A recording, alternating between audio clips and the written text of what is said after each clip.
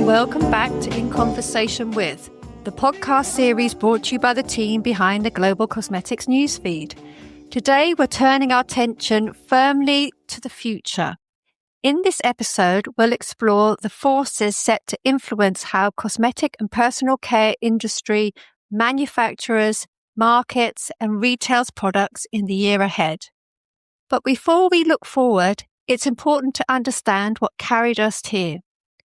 2025 was shaped by a series of powerful policy and market shifts, from tighter global regulation and raising demands for transparency to economic pressures, supply chain disruption, and challenging retail dynamics. Together, these forces just didn't define the year, they laid the groundwork for what comes next. Stricter safety and sustainability requirements push brands towards proof-led innovations. Consumer demanded greater clarity, authenticity, and ethical accountability. Packaging and formulation and sourcing strategies were reshaped by environmental pressures and regulatory scrutiny.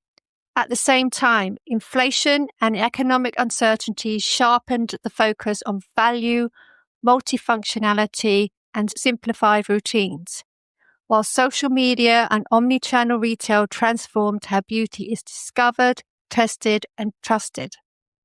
These conditions fueled the defining trends of 2025, from skin health and hybrid products to gentle performance, tech-enabled personalization, emotional beauty, and radical transparency. And taken together, they now act as clear signals pointing to the direction of the industry's heading in 2026. So today, we'll unpack what those signals are telling us, which ideas are likely to accelerate, which will evolve, and where new opportunities and challenges may emerge across the global cosmetics landscape. To help me explore this, I am delighted to be joined by Julia Wray. Julia is an award-winning beauty journalist specializing in B2B news analysis and features. A veteran editor, she has led international titles, soap, perfumery, and cosmetics business, and recently headed the editorial department at HPCI Media, overseeing 7 beauty titles and healthcare publications. In 2025, Julia began her freelance journey, continuing to shape the industry's conversations through insight-led reporting. Julia, welcome to In Conversation With. Hello, Siobhan. It's an absolute pleasure to be here. I'm a huge fan of In Conversation With, so it was a massive, massive honour to be asked on, and I really loved last year's predictions pod. So I'm quite excited to share my thoughts on what the next year has in store, really, for the cosmetics industry. Great. So let's begin with the consumer, because as we move into 2026, expectations are becoming more considered and more outcome-driven. Beauty buyers are thinking less about individual products and more about solutions fit into their lives, whether that's long-term skin health, emotional well-being, routines that evolve across life stages. From your perspective, what do you see as the biggest challenges and opportunities for manufacturers, brands, and retailers in 2026 as consumers' expectations continue to shift? So overarchingly, in terms of opportunities, I think we're really seeing this slow beauty approach come to the fore now. So things like pared down routines that prioritize gentleness and kindness, not just to our skins and our bodies, but also the environment. And I think this fits in with one of Euromonitor's 2026 predictions that consumers are seeking comfort and simplicity amid this period of global volatility that we're seeing. So in terms of language, we're talking about things like barrier care, protecting against sensitivity, building skin's resilience, future-proofing. So words like collagen banking, and also things like where the microbiome fits into all of this, recovery, prepping for recovery. So pre and post-aesthetic treatment care, scar care, neurocosmetic ingredients. So not just in the active ingredient space, but also linking to the emotional impact of things like fragrances and skin feel. So in terms of skin feel, we're seeing more indulgent, these cocooning textures, wet textures, balms. We're seeing skincare benefits creep into these maybe more unusual sectors like fragrance and oral care. And then you're seeing formats that are fun and sensorial, like foams, powder to cream, jellies. These are all coming to the fore, where they also have this great theatrical appeal for creator content too. And I think all of this coincides with predictions that the health and wellness space will become much less Spartan. It'll focus on small victories, implementable goals. The Future Laboratory, for example, is saying that consumers are rejecting this rigid self-improvement in favor of more intuitive and cyclical living. And I think we can see this already reflected in, I don't know if you've seen the 2026 colours of the year. Pantone has Cloud Dancer. I love it. I know we can't just call it white, right? It is, but it is Cloud Dancer. But yes, this is supposed to symbolize calm and reflection. WGSN, meanwhile, has chosen transformative teal as its color of the year. And again, this is all about restoration and calm and connections to the ocean and nature. So ultimately, it's all about gentleness and these moments of peace in a world which can be increasingly ungentle and unpeaceful sometimes. So some of the terminology I mentioned just then, resilience, future-proofing, these also form a part of the longevity conversation, which will continue to evolve in 2026 with more mass market skincare options, as well as longevity in the body care, hair and scalp care, and beauty from within segments. I think one of the interesting things about longevity, it's much discussed, is that everything is interconnected. So how you eat, sleep, what you don't do, that is all reflected in your appearance. Nothing can really be siloed as an industry. And the nutraceuticals market is very much a part of this longevity macro trend. But what's fascinating is now we are seeing more investment from beauty players who've never really traditionally claimed a stake, or at least not a notable one, in the beauty from within space, looking to grow in cosmetics with this eye on longevity. And cast your mind back 15 years ago, beauty from within, it was tapped as the next huge global trend. But really, there was tumbleweeds, but now could be the opportunity with this longevity link. And elsewhere, you're getting new topical ingredients in the space, addressing things like senescent zombie cells, the 12 hallmarks of aging. That was everywhere in cosmetics and in cosmetics Asia. But of course, longevity is not just a movement aimed at the over 40s. You're seeing so many young people interested in longevity for future-proofing and prejuvenation rather than problem-solution approaches. So there's been this huge shift away from the popular image of uber wealthy tech bros and these experimental treatments. It's not about living forever, not so much about your lifespan. It's about living better as you age, your health span. And it will continue to democratize across price points and age groups in 2026. Another one consumer trend that I've really noticed, which is fascinating for me, is that in recent years, obviously, India has been the market to crack for multinationals due to its rising middle class and spending power. But 2026 is tipped to be the year that the eye beauty and wider South Asian beauty market are expected to gain popularity internationally. And this is thanks to brands like K-Beauty, Gen Z makeup brand Kulfi Beauty, and viral label Faye Beauty as well. Now, some are South Asian based, others have South Asian heritage founders but are headquartered elsewhere. Either way, we're going to see globalized turn with much more intensity towards eye beauty and South Asian beauty generally. And the attraction is going to go beyond heritage ingredients and rituals, which we expect from this region. So Ayurveda, it's still going to be a huge selling point, and it's really leveled up in terms of luxury. But what is new that we can expect from this sector is for it to pack a much bigger punch in terms of international youth appeal, especially within the color cosmetics submarket. Will it be the new K-Beauty? I don't really think so. K-Beauty is still leading the way in terms of setting micro trends. So Vogue has cited mannequin beauty as the new glass skin. So this is led by the serum-infused lightweight facial makeup from K-Beauty. Packaging players are noticing more requests for cushion compacts. And in the ingredient space, we're seeing handbag ingredients like ginseng, mugwort, bamboo sap. They're all having their moments. And Chanel has just onboarded Jungkook from BTS as an ambassador. So K-Beauty is not going anywhere. It's developing in interesting ways, however, with new brands adopting the essentials from K-Beauty, the formulations, packs, and ingredients, this made in Koreanness, but they're taking a much more inclusive approach. So you've got K-Brown, which styles itself as Korean beauty formulated for melanin-rich skins. You've got Quench Botanics, which is a made in Korea brand, K-Beauty for the needs of Indian consumers. So we can expect to see diversity propelling that particular sector forward next year. And then tweakments. These are continuing to have a huge influence on cosmetics and the crossover of aesthetics industry favorites. We've got things like PDRN, exosomes, NAD+ from the clinic into topical products is ongoing. We're seeing microneedling-like effects brought to at-home topicals for spicule skincare. And these are these dissolving microneedle structures from marine sponges. They're natural, but they enhance ingredient penetration. You're getting suppliers like Avonic developing materials designed specifically for post-treatment products. for aesthetic treatments and for surgery. And you have scalp serums being positioned as suitable for post-hair transplant use for that male consumer there, or majority male consumer. So there continues to be greater symbiosis between surgery, aesthetics, and cosmetics. And I think on this note, it's really important to acknowledge GLP-1 inhibitors and their impact. We have these new and existing brands like Volulift and SkinCeuticals launching products specifically targeting the cosmetic effects of GLP-1 usage, things like skin dryness, dullness, loss of elasticity. So this is a huge growth opportunity, again, for body care, for devices, supplements, scalp care, even for fragrance, because consumers are now seeking sensorial indulgence beyond food. These gourmand scents, these sweet and salty burnt marshmallow, pistachio, they are huge at the moment. And I don't think that is purely coincidental. So there are major cosmetic industry possibilities being opened up by other areas of business, by this health and weight loss area. We can look to this for inspiration. Of course, meeting those expectations depends heavily on innovation. Technology is no longer operating in the background. It's becoming integral to how products are designed, personalized, and delivered. As science and digital tools grow more sophisticated, brands are being challenged not only to innovate, but to implement these innovations at scale. As these technologies mature, what challenges and opportunities do you see for manufacturers, brands, and retailers in 2026 when it comes to adopting more scientific and digital capabilities in a way that is both effective and commercially viable?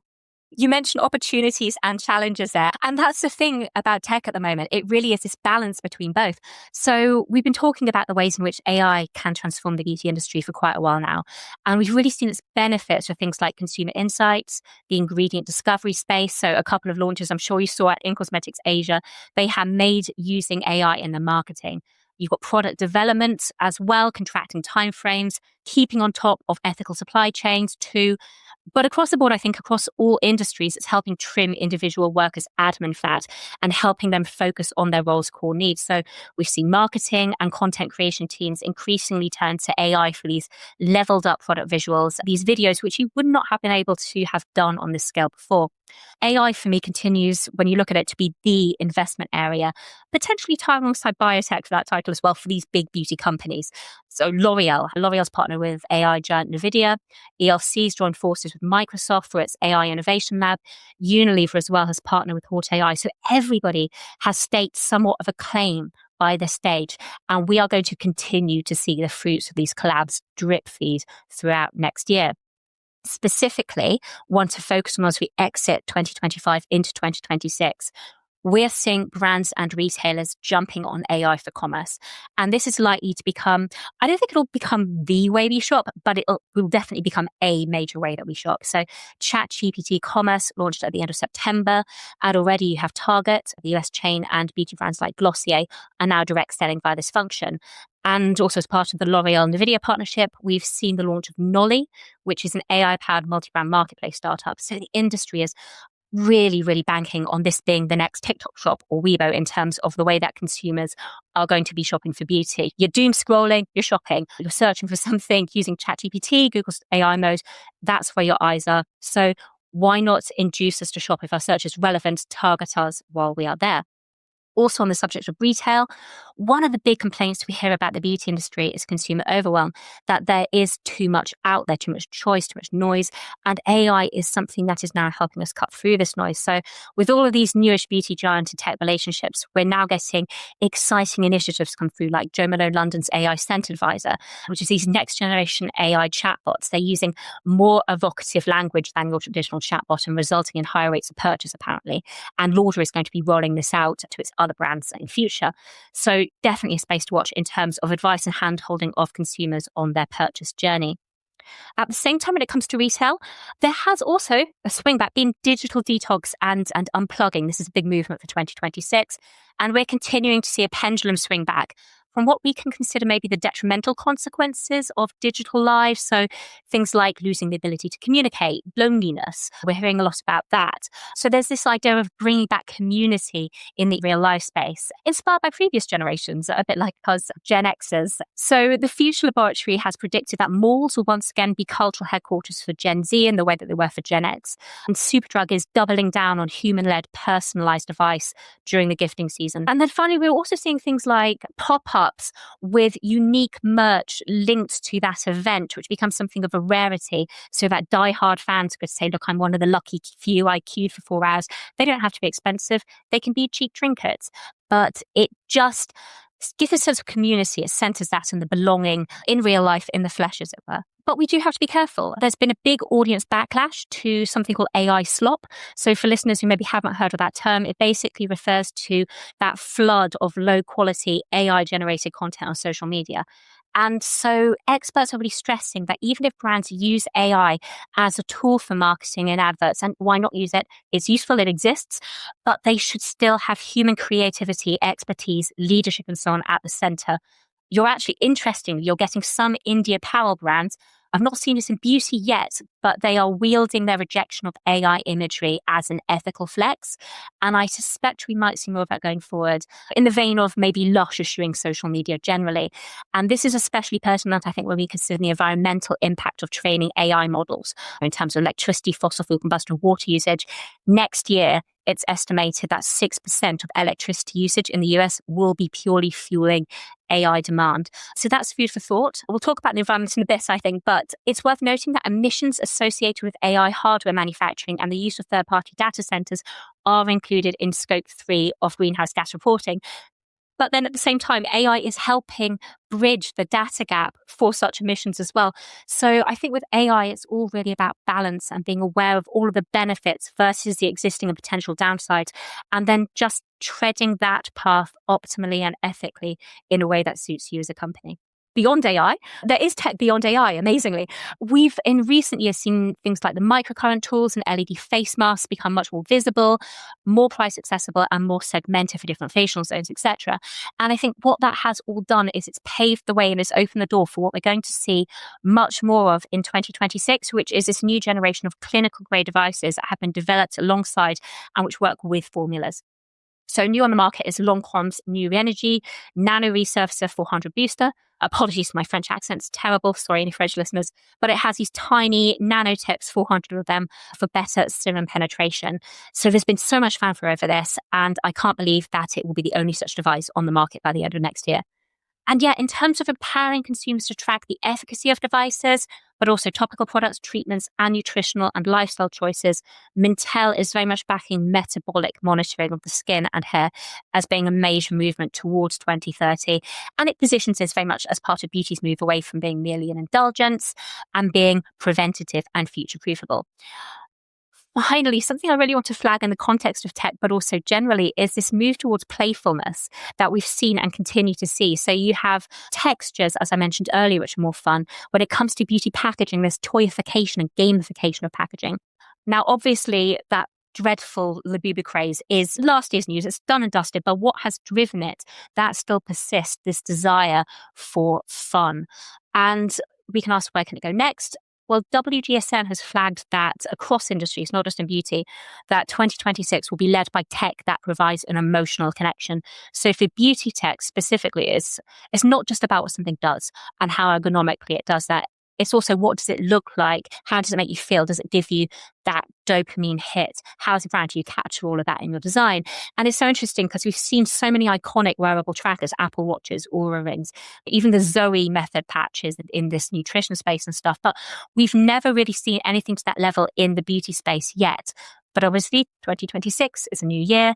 We're going to see the likes of CES very soon, and then later on Viva Tech. So let's see what these will push to the fore. And alongside technology progress, environmental realities remain one of the strongest forces shaping decision-making. Resource constraints, waste reduction, and life cycle responsibility are pushing sustainability beyond aspiration and into measurable action. With water scarcity, packaging regulation, and proof-based sustainability moving higher up the agenda, What challenges and opportunities do you anticipate for manufacturers, brands, and retailers in 2026 as environmental expectations continue to rise? So you're absolutely right. Climate consciousness is fundamental to our industry. It's been influencing pretty much everything for quite a while now. So in ingredients, you've got ones that are suitable for green processing, low or no heat, biotech-derived materials, greater naturality. It's taking into account biodiversity, all these different kinds of things. And then in packaging, you have eco-design, a lightweighting, less componentry, refillable, obviously, recyclable, monomaterial, recycled incorporation, all these different things. But as an opportunity, I would maybe say that climate consciousness is now also evident in the products that we are creating to put on shelves for consumers. So ones that are developed for maybe extremes of climate. So things like wear resistant, sweat resistant, products that protect, that are cooling and misting, which provide higher SPS in a wider range of accessible formats. So those lightweight K-beauty style fluids, stick solutions, even those really hard to make clear stick solutions in high SPS. There's so much innovation behind the scenes on that for these on-the-go touch-ups. So sprays that protect the hair and the scalp from sun in addition to urban pollution, even indoor pollution, while also potentially fragrancing. So all of these things, I think we're going to see a lot more of these kind of goods in future. Regulatory-wise, meanwhile, green regulations are really defining how we are going to be adapting our packaging. For example, looking at packaging, we can expect the EU's new packaging and packaging waste regulation to apply from 12th August 2026. This replaces the directive and it applies to all packaging placed from the EU market. So it covers design, material selection, labeling, recycling, reuse systems, and extended producer responsibility, EPR. This is going to be dominating everyone's agendas and will continue to do so for some time as phase deadlines stretch not only into the 2030s, but way beyond. Elsewhere, UK EPR laws for packaging, they became fully active this year. Interestingly, the Ellen MacArthur Foundation, we should always look to them for guidance. They have pointed out that too much priority is maybe being put on recycling over reuse. So food for thought there. Sticking with the British Isles, the sale of wet wipes made from plastic is also newly banned in England with the prohibition from spring 2027. Back to EPR, this is actually gaining momentum internationally. So at a state level in the US, in Maine, Oregon, California, and New York, as well as in certain Canadian provinces too. So we're seeing major movements globally towards legal producer responsibility for packaging. And this is going to have positive impacts on both recycling infrastructure. We can see it already as well, really lead and dominate packaging design. Anyone who was at LuxPack, I'm sure knows this because everybody was talking about especially the PPWR. So in terms of corporate packaging goals, it became really clear this year that many major plastic packaging reduction aims, which were obviously set back in 2019, 2020, were wildly over-optimistic. In some cases, the 2025 percentage targets were missed just by this country mile. But there have been environmental successes elsewhere for the big beauty companies. So in things like industrial emissions reductions, major cuts in resource usage, investments in biotech for more sustainable ingredient development, as well as in regenerative agricultural practices for ingredient development. So it's really a mixed bag in terms of successes and failures we're seeing at the moment in the green space. So I think there's plenty of development to be optimistic about, both at government and corporate levels. We're also seeing what's interesting, a certain element of green policy holdback. So this summer, the EU's Green Claims Directive, which aims to set standards for companies to substantiate their environmental claims, that was put on hold indefinitely with overly complex procedures in the proposal cited as the reason. In November, this was put back into the review stage, but there's been no new timeline given or anything like that. However, we can't relax just yet because its sister directive, which is the Empowering Consumers for the Green Transition Directive, it's known as EMPCO, that is still very much in the pipeline and expected to become binding in EU member states from September 2026. So whereas the Green Claims Directive focuses on scientific substantiation, third-party verification, things like that, EMPCO, that targets B2C communication and strengthens consumer protection. So that is what you'll need to bear in mind if you are communicating to consumers in upcoming months about anything to do with the environment and your brand. So all in all, regulations focusing on greening and clamping down on greenwashing, they're going to remain high on the agenda for beauty companies next year. Indeed, they are. And at the same time, the wider operating environment is becoming more complex. Regulation is tightening, market conditions remain unpredictable, and retailers are taking a more active role in setting standards, particularly around safety, transparency, and compliance. Looking at the regulatory and market landscape, what do you see as the key challenges and opportunities for manufacturers, brands, and retailers in 2026 as compliance and accountability continue to intensify globally? I'm sure you can agree with me that we are definitely living in interesting times right now. So politics and regulations have really collided in a way that they rarely have in the recent past. Reuters, for example, notes that the number of economic, diplomatic, military, and environmental sanctions has expanded considerably over the past couple of years, and compliance lists are constantly being updated. So obviously, a hurdle for the industry has been and continues to be tariff war. So if we look at France, the leading exporter of cosmetics, one consulting firm has said that the US's 15% tariffs, combined with the depreciation of the US dollar, could see French cosmetics exports to the US fall by 21% in 2026. As mentioned, K-beauty has enjoyed a huge resurgence and will continue to be popular. But again, the US government has put a 15% import tax on South Korean goods. So there's debate as to whether consumers and fans will continue to buy over on the pond, especially if prices increase.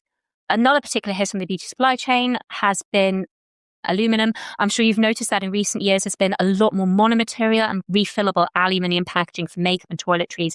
It's really durable, it's sustainable, and it's great for luxury packaging. But again, raw aluminium prices have surged as a result of this 50% import tariff.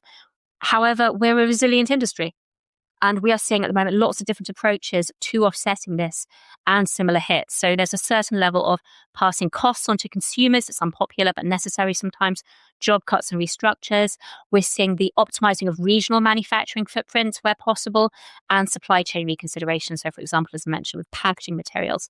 And then we're also seeing some creative loophole finding. European players are apparently increasingly inquiring into something called the first sale rule, which is this US customs clause that allows companies to pay lower duties by applying tariffs to the value of a product as it leaves the factory rather than on the typically much higher retail value. So all of these things are coming to the fore, and I think a lot of companies are really just mix matching and seeing what fits for them in the couple of months to come.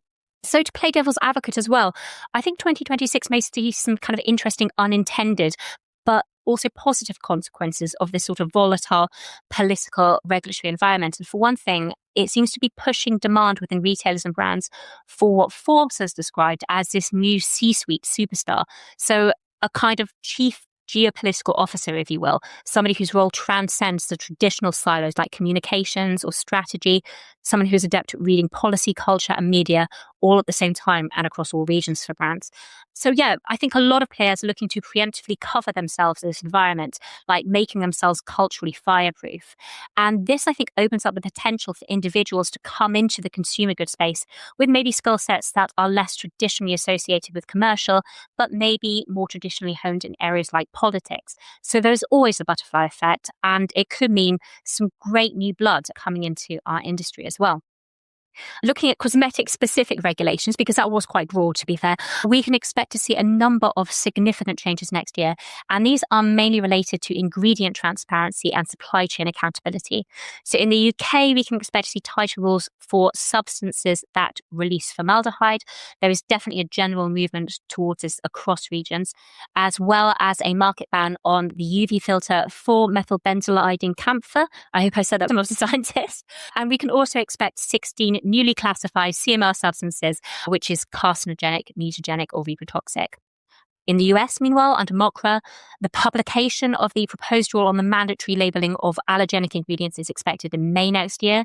However, in November, the proposed rule to establish standardized asbestos testing for talc-containing cosmetics, finalization had been expected in March 2026, but now that has been withdrawn amid concerns that the proposed method is not sensitive enough and may yield false positives. The FDA has also put its cosmetics good manufacturing practice rulemaking on the back burner a little bit. It's now considered a long-term action with no proposed rule date in sight. Still in the pipeline, but not a priority. And we're also beginning to see Interestingly, the US start to take maybe a more European stance on UV filters. So the FDA last week, really recently, announced a proposal to permit bemiltrazinol as an active ingredient for use in sunscreens in the US. Again, apologies if I got that pronunciation wrong to any chemists listening. So in the EU, meanwhile, we will see the simultaneous enforcement of the updated INCI glossary and the expanded fragrance allergen disclosure rules. So by the end of July, all products placed on the market in the EU must use adapted INCI names, including mandatory numbers for colorants, and all products must declare the expanded list of fragrance allergens, including grouped isomers. So we've already mentioned, obviously, fragrance allergens there as being a major focus for the EU and for the US FDA, but it is also a big priority for Canada as well throughout next year, aligning with the EU changes. So there'll be several disclosure phases for products sold in Canada, with the first being the 12th of April. So you'll need to ensure compliance if you sell in that region. Next year, looking further abroad, we're going to see the Gulf Cooperation Council's unified cosmetic regulation introduce new ingredient, labeling and safety requirements. And in China, you have the National Medical Products Administration, which has now closed comments on a draft signaling significant regulatory changes to modernize its cosmetic sector and further align it with international standards. So keep your eyes and ears peeled for that. So really, overall, we have some positive moves towards alignment internationally. I do apologize for the examples there being predominantly US and Eurocentric, but I feel we'd be here all day if I were to cover absolutely everything from everywhere. And then, beyond the beauty specific, we barely scratched the surface. I've mentioned green updates. We've not even got into things like EU labeling and packaging of chemicals regulation being pushed back to 2028. Australia, obviously entering the guinea pig phase of its social media ban for under 16s.